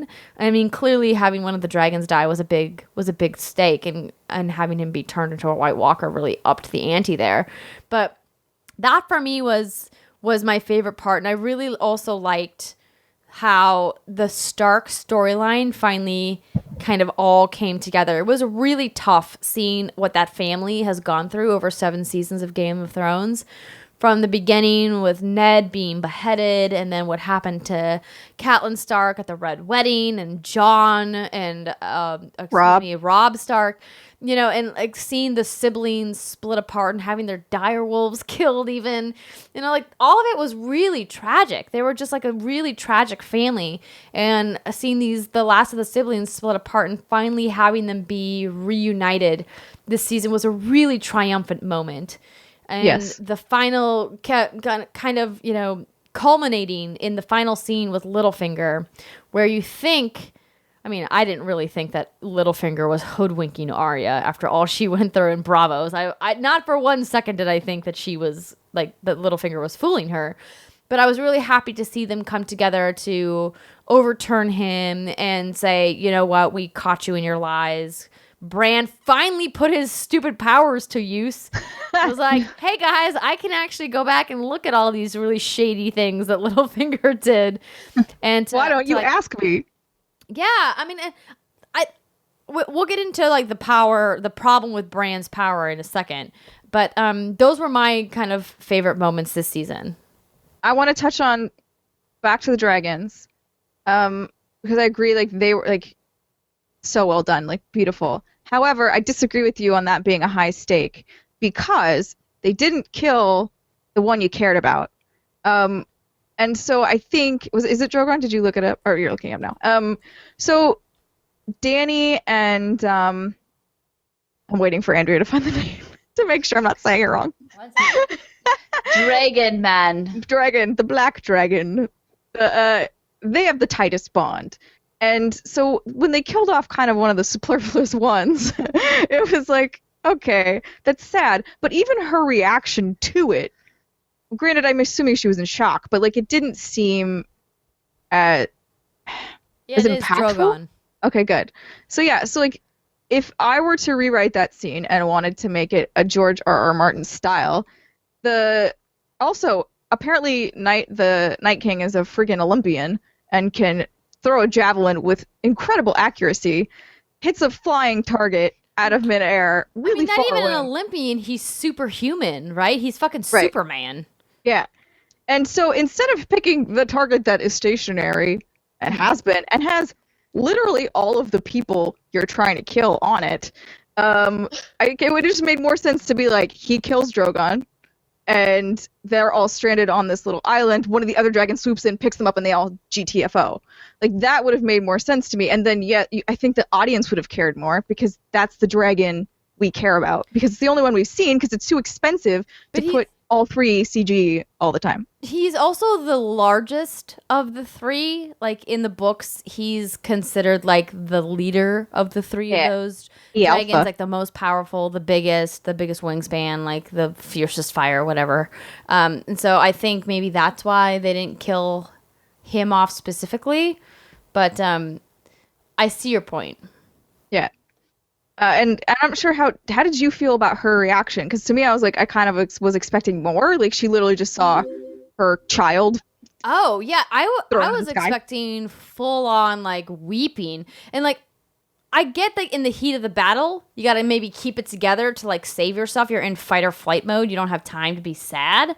But I would have thought afterwards, and see, this is the thing that Game of Thrones suffered for this season, and why they should not have shortened the season, because in any other Game of Thrones season, they could have taken the time to show Daenerys mourning and grieving and the emotional process that she went through with losing one of her children, instead of just having like a frown face and like a bit of a tear in her eye when she talks to Jon Snow about her dragon dying and having to be all for nothing, when he, in the final scene when they're at the meet and greet with Cersei, that they didn't get the opportunity to really explore what she went through and that loss and what that means to her, that not only is the dragon gone and it's like a huge blow to her force as from a commander-in-chief perspective, but also like these dragons are her only children. They've been with her since they were eggs. They were a gift from Jorah.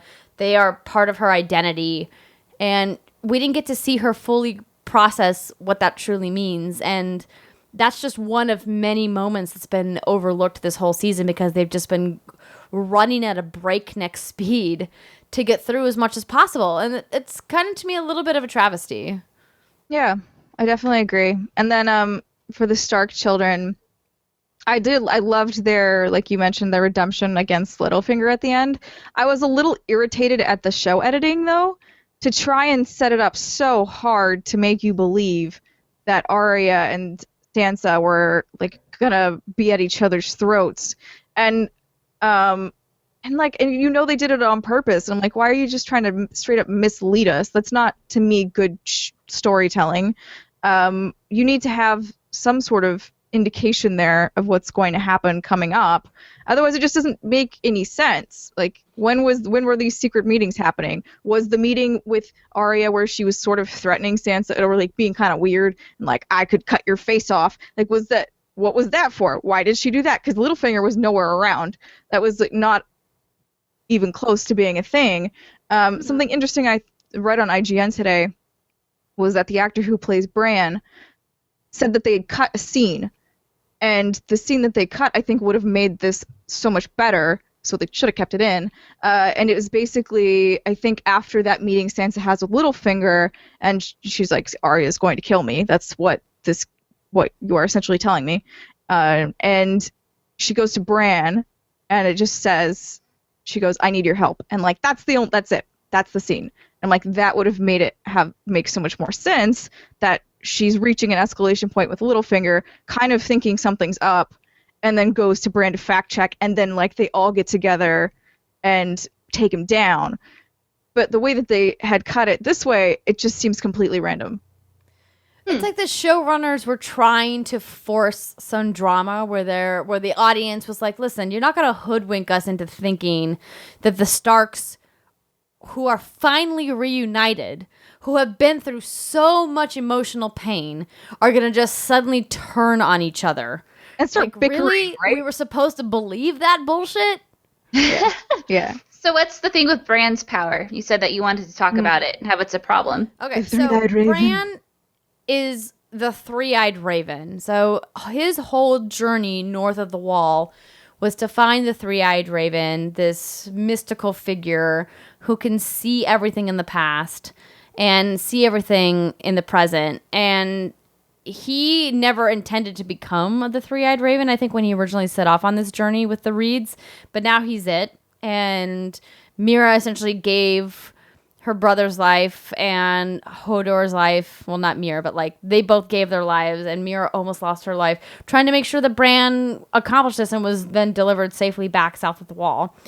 And now that he's there, he's supposed to be this all-knowing, all-powerful figure. But the problem is, and comics suffer from this sometimes too, is that when you create a character who is incredibly powerful, you have to figure out some kind of narrative device to temper their power, because otherwise, what's to stop them from just like destroying or ruling everything? That's the reason why kryptonite exists, right? Because otherwise Superman would just like lay waste to everything on Earth, because he's the most powerful being possible. He fucking stares laser beams, he can lift anything, he flies, but he's got to have like the weakness, right?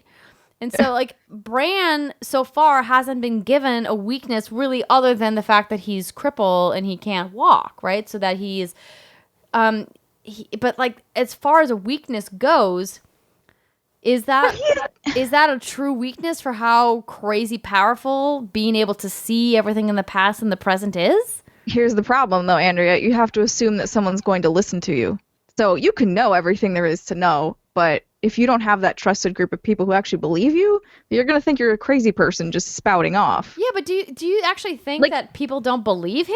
Especially after what happened with the Littlefinger scene? In Winterfell, they do. However, will the rest of the world is my question. And like, I don't like. Cersei's not gonna believe you. Like, nobody outside of the North is gonna be like, oh, cool, this guy seems to know what he's talking about. Now, granted, Bran can kind of produce pieces of evidence. He can know things nobody else can know, so he can sort of prove it. But I just don't think that knowing everything that happened before is that power. Like, it's great, you know history. Cool. Like, and so, you know, so it's a matter of, will people believe him? It's that, no, and then also I don't think that knowing history is akin to Superman. I don't think that it's like a believe in him, because he can debunk that easily. He can say, listen, I'm going to point out this exact thing that happened to you that only you know about, but guess what? I saw you. I saw it all.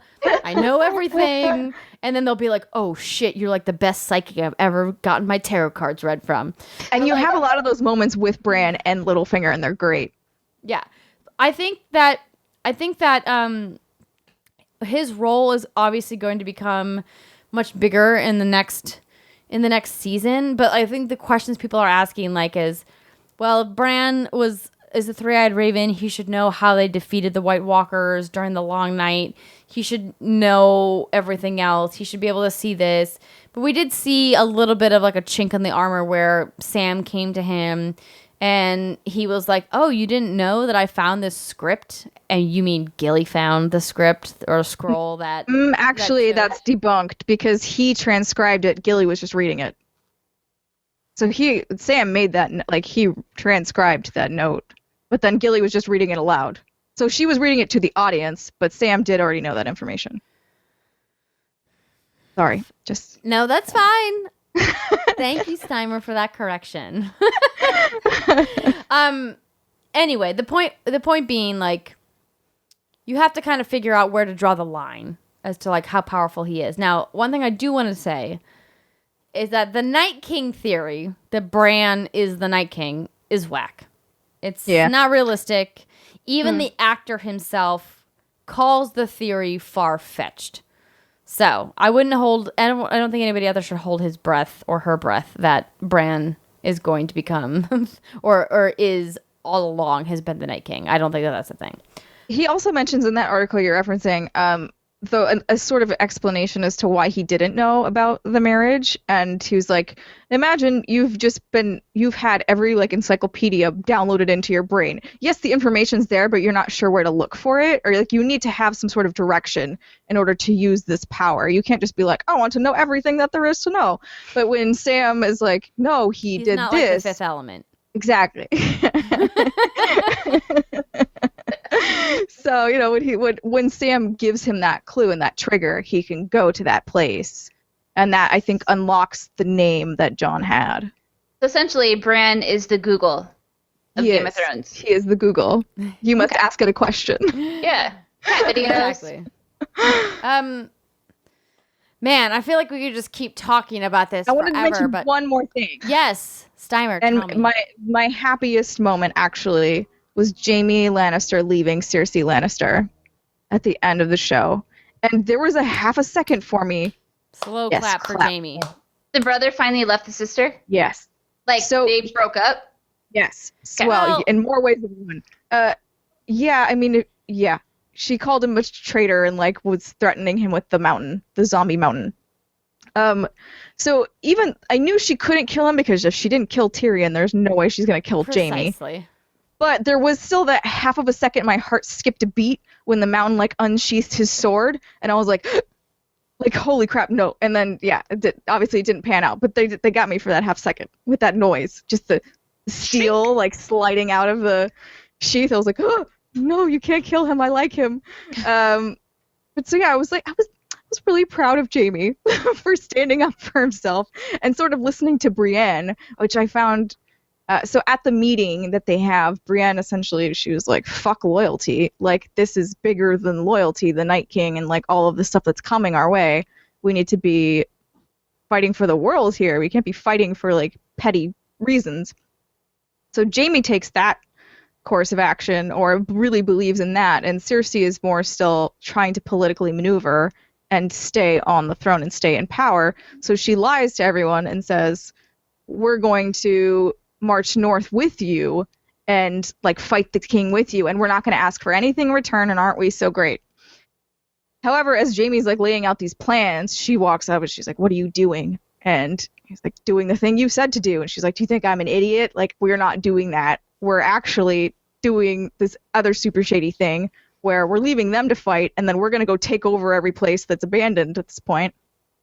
And that's what sort of, like, breaks Jaime and Cersei up, as he rightly says, our two options here with your plan are they go north, they fail, the dead come down south and kill us all, or option 2, they succeed, they realize what we've done, they come south and kill us all. And I'm like, yeah, exactly. Like, this is not a good plan. No, it's terrible. And, like, the thing that's interesting about that scene and about Cersei and her progression as a character over the last 2 to 3 seasons is that she's, like, truly alone.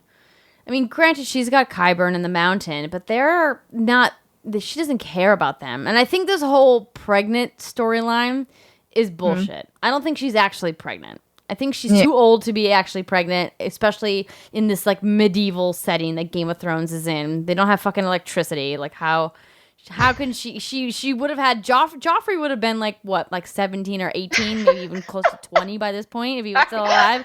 Yeah, well, I'm laughing. Would be getting pregnant again. I'm laughing at hell no, Andrew's bitch. point. You lying about that. You lie about everything else. And the fact They that don't have electricity. How could you possibly be pregnant? No, I mean, like, the point is like, quote of the show.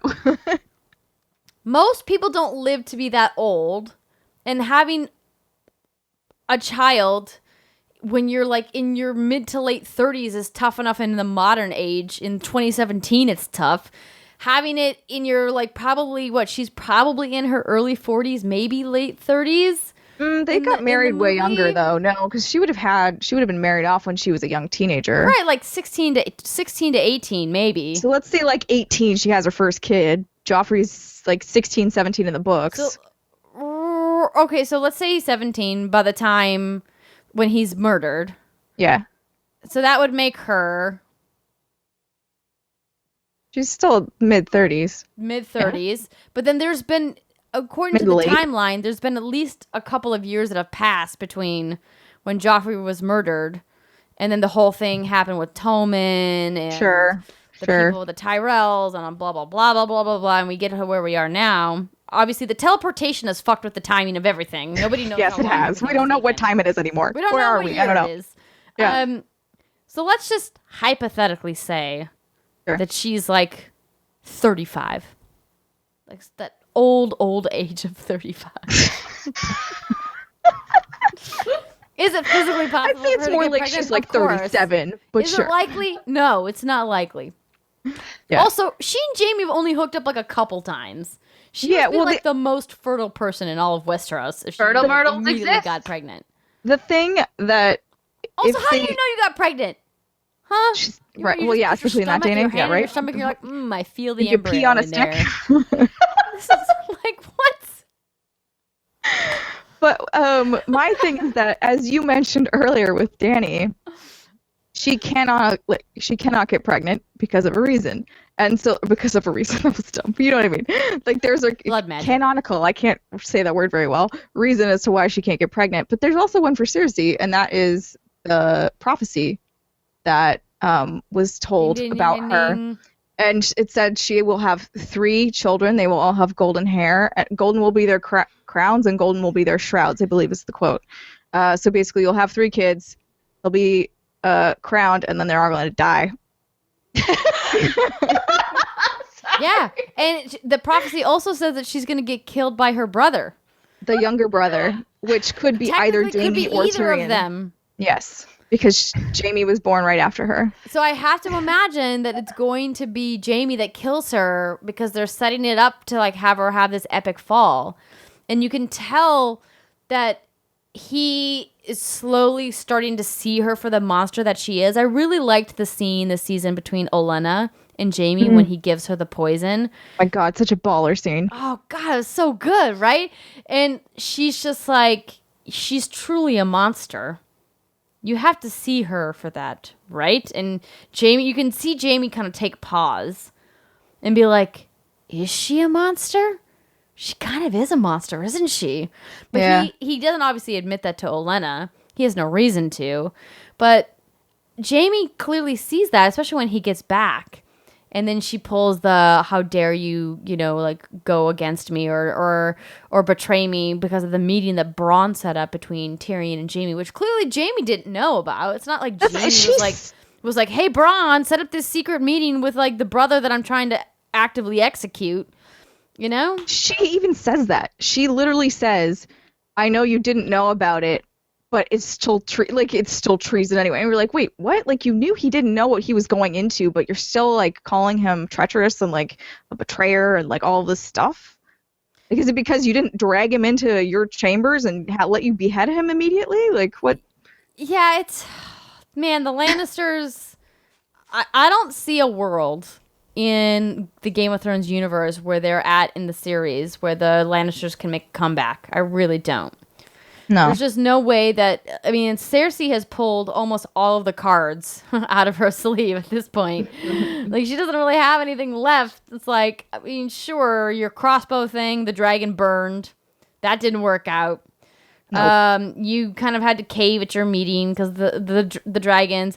And, like, sure, you've got, we've got Eurons hypothetically sailing to pick up this mercenary army and bring them back to Westeros. And she's like, oh, the Iron Bank is at my side. And I'm like, yeah, but the Iron Bank is, all they care about is who's got the money. And after they take the money that you've paid them back, it's not like you have extra money to take out another loan with. Yep. You are literally putting yourself back in debt for a move that's probably not even going to benefit you. Cersei's credit score is fucked, man. She cannot buy a house. I don't know what she's thinking. Yeah. There's no electricity. Well, no. Don't get hung up on that, Britt. No, that was so funny. Thank you for being so patient, Britt, and listening to Steimer and I rant about. And I know that Alexa wanted to be part of this conversation, and it's unfortunate that she is, ill this week and she couldn't. But maybe we can, have another discussion about it. Predictions for next season. Well, the next season's not coming until 2019. Wait, really? Did they confirm that? They said 2018. I think it's 18 months is the technical. No, they didn't confirm. They did not confirm a time frame at all. Is that normal for that long? No, it's not. But here's the problem, is that the production of each of these final episodes, so there's only going to be 6 episodes in the final season of Game of Thrones. And the showrunners have said that each episode is going to be probably 70 to 90 minutes in length, potentially even longer. So we're talking about like feature film length productions for 6 episodes. They're essentially making 6 movies. So is next season the last season? Yes, it's the final season of Game of Thrones. Okay. So that's why it's going to take a really long time because they're like, yo, making one movie usually takes like 2 to 4 years. Making 6 movies, that's a long time. Oh, I feel bad for you guys. Like, that must be really rough. Well, the rougher part is that there are speculation from, movie people out there, critics and people who like have been covering the movie business, that they're going to kind of do what Harry Potter did and potentially split episodes and then do theatrical releases. So the idea that I heard floated when I was on Fanboys earlier this week, I had the opportunity to meet up with Jeff and Marcus over on Fanboys, which is twitch.tv/Twitch is where it airs. And they said that Jeff floated his theory that the first 4 episodes will air on HBO as normal, and then the last 2, I think he said, will be a theatrical release. Ooh. Like you actually have to go to a movie theater to watch them. That's going to be such a clusterfuck. I would only do that for 1.